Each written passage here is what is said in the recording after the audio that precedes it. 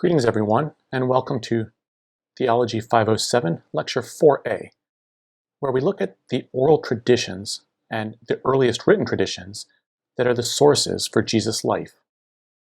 In this lecture, we want to ask questions such as, how much can be known about Jesus? How accurate are the canonical Gospels? To what degree ought we trust other sources outside the canonical Gospels as preserving accurate historical reminiscences? And the only question we will be asking is not simply about accuracy. That's something we'll have to continue to evaluate as we look more closely at the Gospels in subsequent lectures. But we'll ask about how were traditions passed on? How did orality work in the ancient world? What was written down and when? We might start by just noting, and I'm not trying to be a rabble-rouser here, but just noting why there is a problem at all. Why we would even hesitate to simply ascribe full credence to the story that the four canonical Gospels are the work of apostles or close friends of apostles, and therefore move on. There are problems both internal and external that make that hard to proceed in that manner. So, for instance, just to highlight a couple things, you've got significant differences, non-trivial differences between, let's say, the Gospel of Mark, where Jesus is incredibly reticent about his identity getting out. At one point, his disciples figure out that he's the Christ, and he says, "Don't tell anybody." We can contrast that rather starkly with the Gospel of John, where Jesus speaks about almost nothing else besides who he is, and he speaks about himself in the most extravagant manner. He existed before Abraham. He is one with the Father, and so on and so forth. If we were asking the question, what was Jesus' conception of himself? Those two sources, I think, on a fair reading, would yield fairly different answers. And that calls into question at least the nature of the type of reporting they're giving. I'll say more about this because I think Mark and John each do what they're trying to do accurately in their own way, but I'm just trying to establish that we really do have some significant differences. He speaks constantly in the gospel traditions about the Son of Man. Is he speaking about himself or about a coming figure? Well, the sources make it difficult to determine because in parallel sayings, at times it sounds like he's speaking of someone else. If you confess me, the Son of Man will confess you. And the exact same saying will appear with him speaking clearly of himself. If you confess me, I will confess you. To give but one more example, we could note the temple incident. Jesus does this dramatic so-called cleansing of the temple. What was the problem with the temple, and when in his public activity did this occur? The Gospel of John puts this at the very beginning of his activity and makes it about trade, commerce. The Synoptics put it at the very end. And it gets more complicated still when we bear in mind there's altogether divergent traditions. So the Gospel of the Ebionites, which is at least as early as the 2nd century, has Jesus complaining that he doesn't like sacrifices at all. I came to do away with sacrifice. To give one final example, which I won't elaborate on here, Ehrman noted that there are different dates of the crucifixion in Mark and in John. I've put up a separate lecture, just a brief explanatory video unpacking that and explaining especially how the Jewish calendar works, because that can be rather confusing without some sort of graphic display. We don't have any good way of correcting what we get in Christian sources because there's precious little outside Christian traditions about Jesus. More or less the most comprehensive list we could give would look like this. Probably a comment from Josephus. Maybe one from Suetonius. Definitely one from Pliny, and some rabbinic comments of uncertain date and reliability. I will just very briskly go through these because it can be kind of nice to know what those earliest comments are. The most interesting is probably Josephus's, because he writes this comprehensive history of Judea in his day, and he describes the Jewish war, he describes all sorts of colorful and strange figures, and we have what may be a testimony about Jesus in this author, Josephus. This is called the Testimonium Flavianum, because Josephus' full name was Flavius Josephus. And this statement is as follows, and it's mentioned by Origen and again by Eusebius. You will see that what looks a little suspicious about it is for Josephus to speak so highly of Jesus without himself being some sort of follower or believer would be hard to reconcile. Origen tells us that Josephus was not a follower. And how could someone write these words if he wasn't?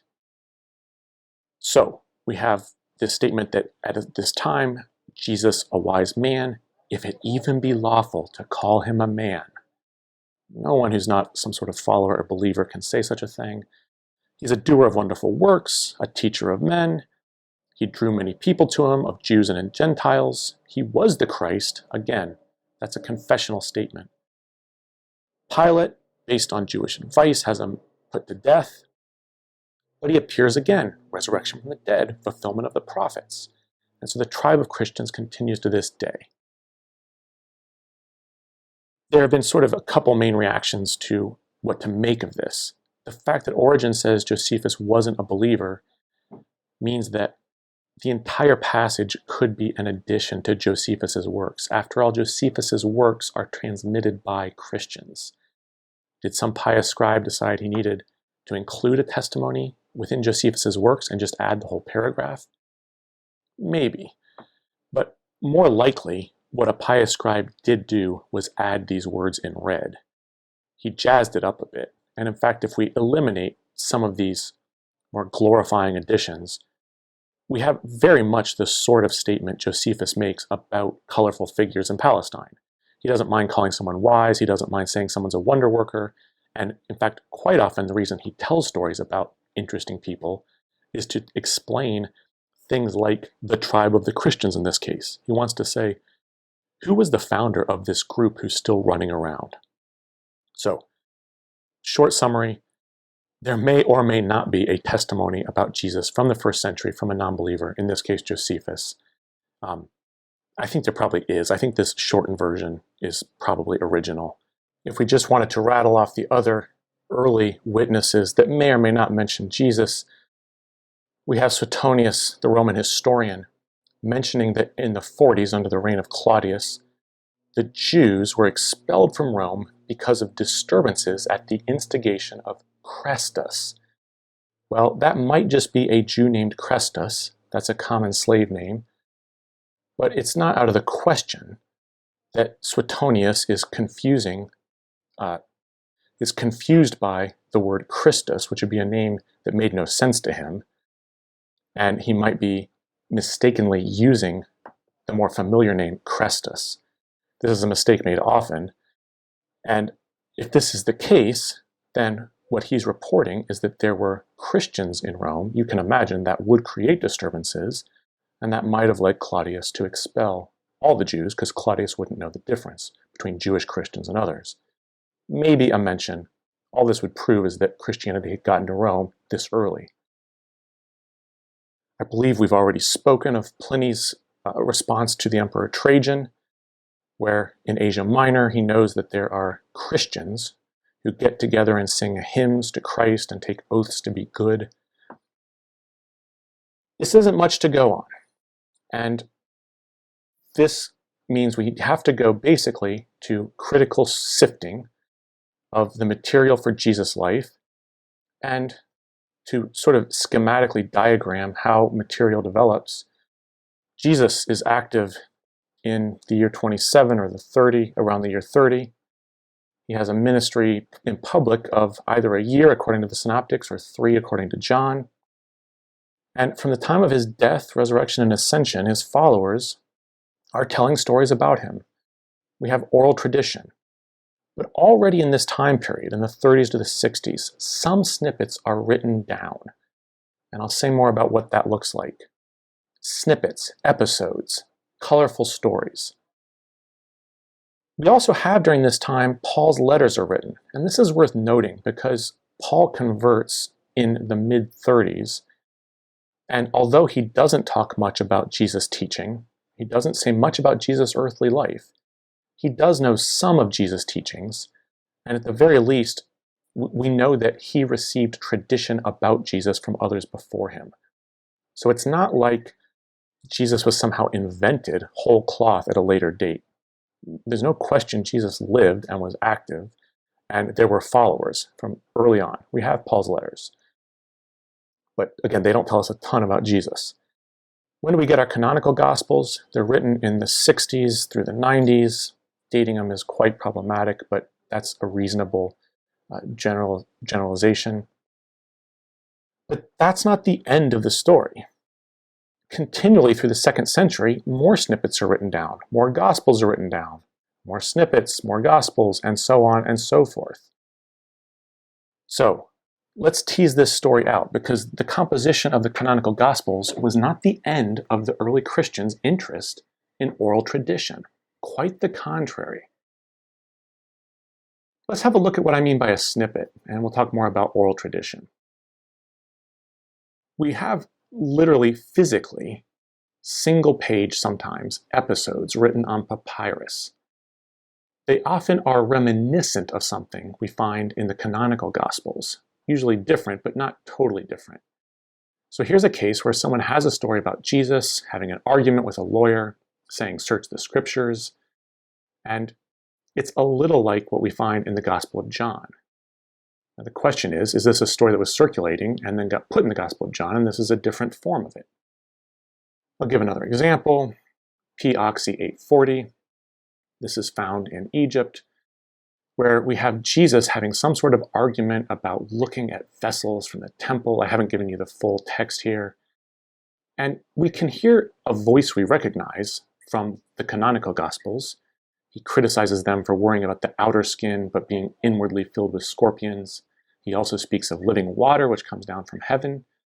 This sounds a little like the contrast we get in Mark 7, and a little like language from the Gospel of John, living water, water from heaven. These are glimpses of what we know was the case, and that is, before the 4 Gospels are written, and even after they're written, Christians are primarily interested in Jesus' sayings, or little episodes, stories of a healing or a controversy. They don't say, the Gospel of Matthew says, the Gospel of John says. What they do is, they just say, our Lord said, or when the Pharisees asked him, Jesus said. Many of the sayings they cite are the sayings we have in our Gospels. Some are not, but most early Christians weren't concerned with them being written in those Gospels. This is a somewhat subtle point, and I'll just try to explain one facet of it by noting that Christians shared the widespread ancient preference for a living word over a written text. Already with Socrates, in Plato's dialogue, The Phaedrus, Socrates tells a great story about the god Thoth offering writing to a king. And the king says, wait a minute, writing? All writing will do is create forgetfulness, because people won't actually learn to use their memories. They'll just trust external written characters. In fact, what you're proposing, this invention of yours, writing, is a drug of forgetting. And kind of amusingly, he says they're going to hear many things and learn nothing. They'll appear omniscient, but become tiresome company, having the show of wisdom without the reality. Plato was not fond of the idea of writing. Plato himself passed on most of his teachings orally. Christians share this. We get Clement of Alexandria in the 2nd century, who knows our written Gospels, and yet says, true wisdom, higher wisdom, is a living tradition of ineffable teaching, trusted to logos, not to writing. Logos is hard to translate there. To reason, to word, to doctrine, to tradition.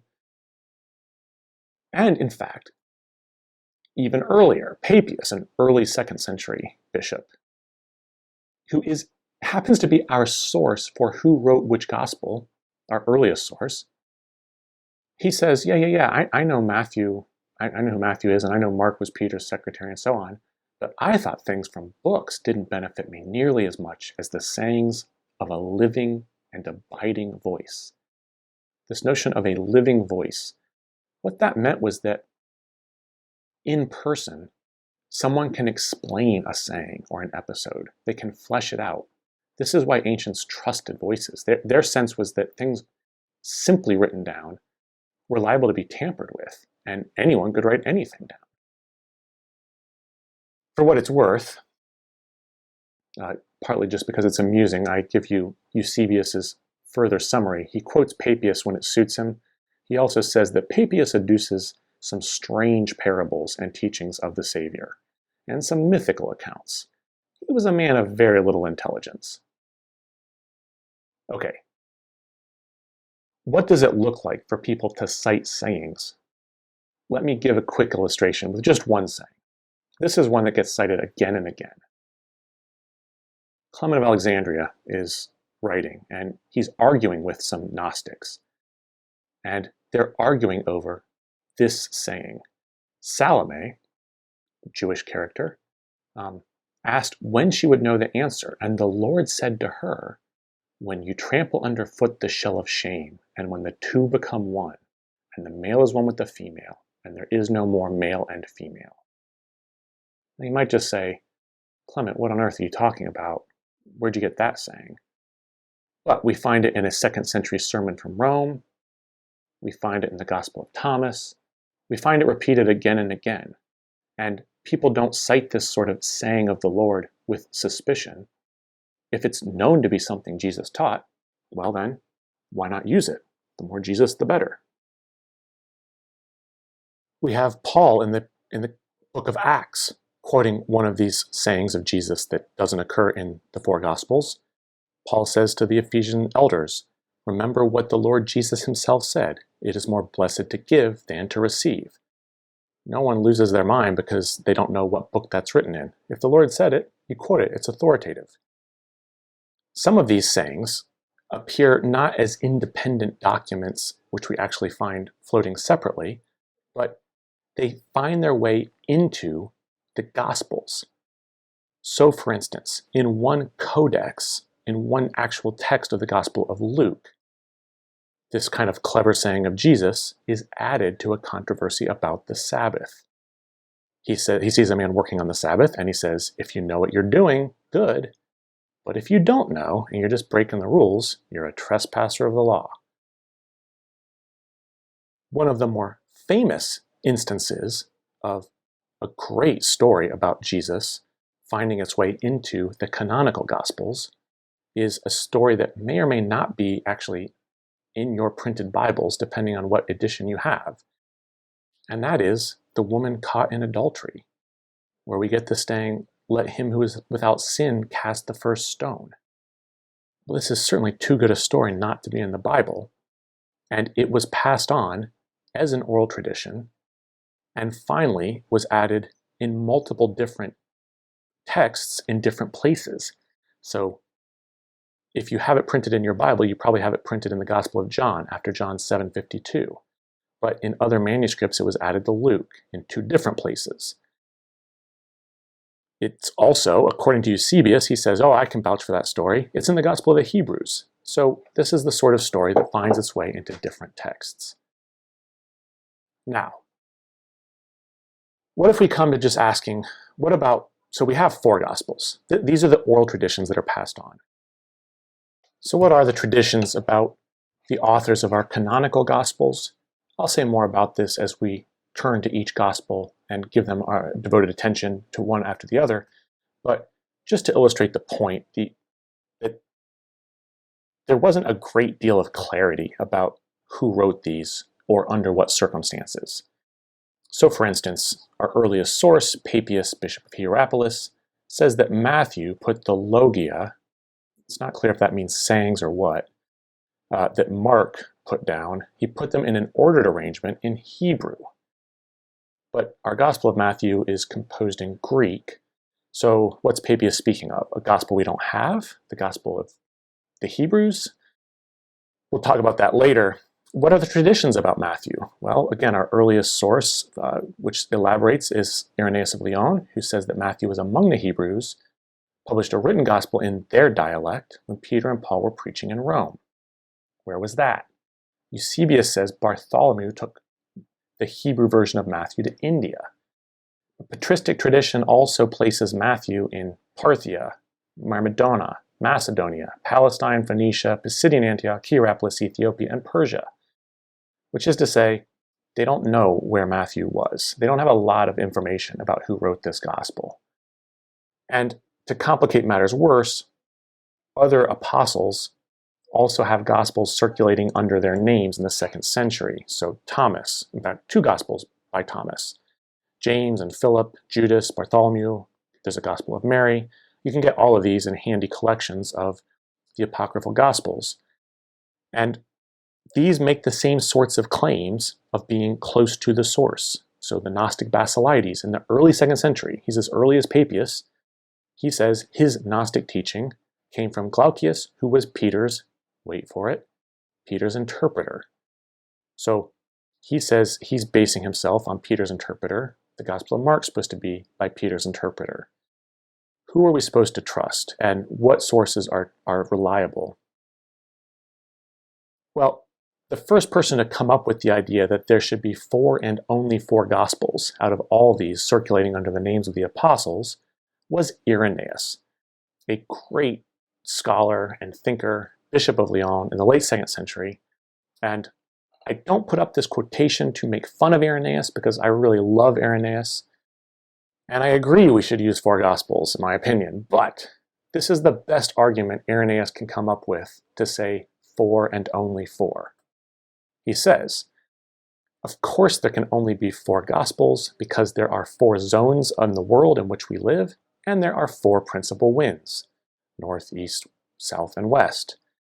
And the church, which is scattered throughout the world and has the pillar and ground of its being in the gospel and the spirit of life, should have 4 pillars. All right, it won't surprise you to know that that didn't persuade everyone that they should stop using other sources. It's not that Christians weren't critical. It's not that they couldn't tell when something was legendary, and sometimes they could and did and rejected it. But there wasn't any sort of, it wasn't like you could shine a fluorescent light, a black light, and wave it over a text and say, is this one in or is this one out? This is something they were sorting through. And when we have someone like Irenaeus in the late 2nd century proposing 4, he doesn't have any great argument. I mean, this is the best he can do. This may seem like what I'm driving at is a certain unreliability.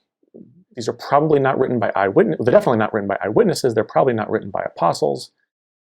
And there are lots of gospels. There are all sorts of sayings circulating and so on.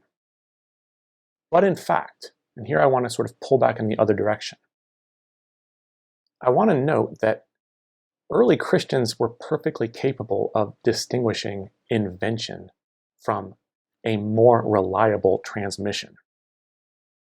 Already with the Gospel of Luke, a preface we will look at more closely later, we can see that Luke is in some sense writing to try to get things right. Because many have tried to write this out, I have investigated everything so that you may know the truth concerning the things you've been instructed. He writes as a historian. And something that Ehrman's chapter, our textbook's chapter, doesn't adequately capture is the fact that in the ancient world, once you begin to write as a historian, there are certain canons of judgment that are going to be put to you. In other words, if you start your story by saying once upon a time, yeah, you can say whatever you want. Ancients knew what a myth was. But if you start your story, as Luke does, by saying, I've done my investigations, we've checked with certain eyewitnesses, and you start your story by then saying, in the 15th year of such and such an emperor, when such and so was governor, then you subject yourself to a different set of rules. And historians were expected to be accurate. Ancient historians all the time catch each other out for mistakes such as getting the year of something happening wrong. Polybius states, "The point of history is to discover what words were actually spoken." Josephus again and again says, "Here's why I'm right and this rival historian is wrong." And he argues about what his sources were and why they are more likely credible. So it is sort of a gross generalization and somewhat misleading to say that ancients thought things were true whether they happened or not. Ancients fully well understood that there is such a thing as portraiture, where you might, in some cases, put words into a character's mouth that seem historically plausible, appropriate to the setting, and there's also precise reporting. Ancients understand that there are make-believe stories that convey a timeless truth, but when they tell make-believe stories like that, they don't actually think those things happened. So you don't hear a fable and then say, so who was governor when the frog met the princess? You recognize what type of story you're hearing. So the question then is, what type of literature are the Gospels? And furthermore, how well do they succeed at the rules of history? Because again, I don't want to exaggerate. I'm not claiming that because Luke writes as a historian, everything he says is true. I'll show some places where I think Luke gets a fact wrong. But he is playing the game of history. He is submitting his story about Jesus as a real-world story about things that happened in time and space in the not-too-distant past. And when ancients wrote that way or spoke that way, they were expected to get their facts right. So Ehrman makes some generalizations that are just simply not true on that score. Throughout the semester, as we look at the Gospels, we'll be asking about the reliability of the Synoptics. It's hard to generalize here, but I want to note a couple things that have tended to count in their favor. The most striking is the number of problems that we know Christians were mightily struggling with in the first century that they don't have Jesus address. If that doesn't make sense yet, it will make more sense as we go. But let me just give some examples. The single most contentious issue in the first century for the church was, now that non-Jews are following Jesus, do they have to follow Torah? This tore the church apart. And yet, we don't find any invention of an early saying where you have Jesus telling a parable and saying, you could almost make up a parable in about 5 minutes that would be a good example of how Jesus could have told us what he thinks about this problem. The Christians never invented such a parable. There are other similar types of issues, and the full force of these will become clearer, but James was the single greatest leader of the first century, and yet the Gospels pass over him with barely a mention. If anything, he almost looks like he's not a believer according to the Gospel of John. Why aren't they inventing more material there to have Jesus say, Peter, you are the rock, and upon this rock I build my church. Oh, but also my brother James will be the main guy in Jerusalem for about 20 years. That would have been really comforting for Christians to have a saying like that from Jesus. We don't have it in the Synoptic Gospels. There's also all sorts of preservation of what I will simply call non-Christian material. Here's what I mean, and some of this will become clearer as we go along. Christians did not continue to call Jesus the Son of Man. I'm not sure they knew what that word meant, what that expression meant. They know he spoke a lot about the Son of Man. They quote those sayings, but they don't keep using it. And I think they're preserving sayings even when they're not sure what they mean. If there were more weeks in the semester, I would give a full lecture on what are called the radical logia, the radical sayings. And that is all sorts of sayings from Jesus that contained an ethos that was extremely difficult for the so-called followers of Jesus. Quick example. Jesus says really harsh things about money. He says really harsh things about family. He doesn't seem to have had any of either. He didn't have a wife or kids. He discouraged his disciples from doing so. those sayings would have been really delightful to bury or to get rid of because it wasn't how Christians were actually living. They very quickly got comfortable in the world, had families, and adopted bourgeois values. But they preserved those sayings even when they were difficult. So I hope that makes sense. They didn't get rid of them. In fact, I would submit Christians were better at inventing sayings than at getting rid of them. And they preserve all sorts of embarrassing and difficult material. The really important form critical question is, did the form of a saying change as its interpretation changed? Tell you what that means. Let's take a saying that Christians really were baffled about. Jesus says, anyone who sins against the Holy Spirit, that sin will never be forgiven. There's obviously a lot invested in knowing what on earth that sin is, because you really don't want to commit it. And Christians didn't know what that sin was, or at least all the early interpretations we have disagree with each other. But here's what's important. They quote the saying in the same form, even when they offer their different interpretations of it. So what doesn't seem to have happened, for the most part, is the interpretation didn't work its way back into the saying. Similar example that I've given here is Jesus says, don't give what is holy to the dogs. Who knows exactly what that means? Well, Matthew gives one interpretation, the Didache gives another. This is an early Christian text from Antioch. But the Didache quotes it in the same form even when it interprets it differently.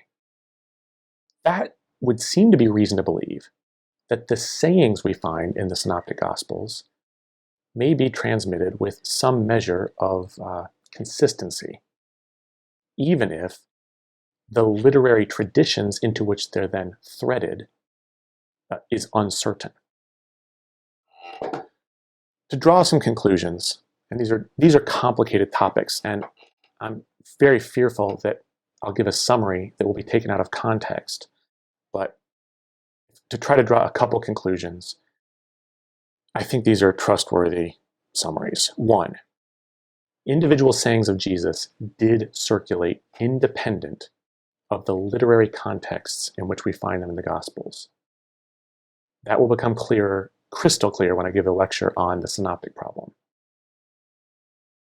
Two, some sayings were subjected to such diverse interpretations that I would submit people very quickly forgot what the saying originally meant when Jesus told it, but they kept the saying. Three, and here Bart Ehrman is right, and this is important, stories about Jesus were invented from whole cloth.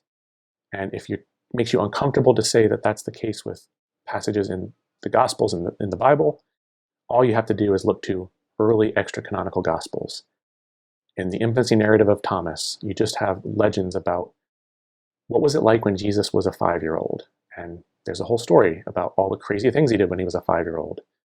What was Jesus' family like before he was born? Well, read the Proto-Evangelium of James. These are great texts, they're early, they're inventions. Then the question is, how much of what is in the Synoptics is also invented? And I think the burden of proof lies with anyone who wants to deny that the Synoptics also include elaborations or inventions. 4, I do think some stories are written in an entirely different key, like you play a song in a different key. And I think when we get to John, we have something quite different than the Synoptics. This is something we'll tease out, but John is like an abstract painter doing a portrait of a person rather than a realist painter. And Luke is like a realist painter. It's not that he doesn't develop themes. It's not a photograph, it's a portrait, but it's a realistic portrait. And he's trying to get names and dates and places right. John, I'm not sure John's trying to do that. And Thomas, if you've read the Gospel of Thomas, perhaps is even clearer that the interest is in Jesus' secret wisdom. 5th, ancients did know the difference between inventing words and reporting them.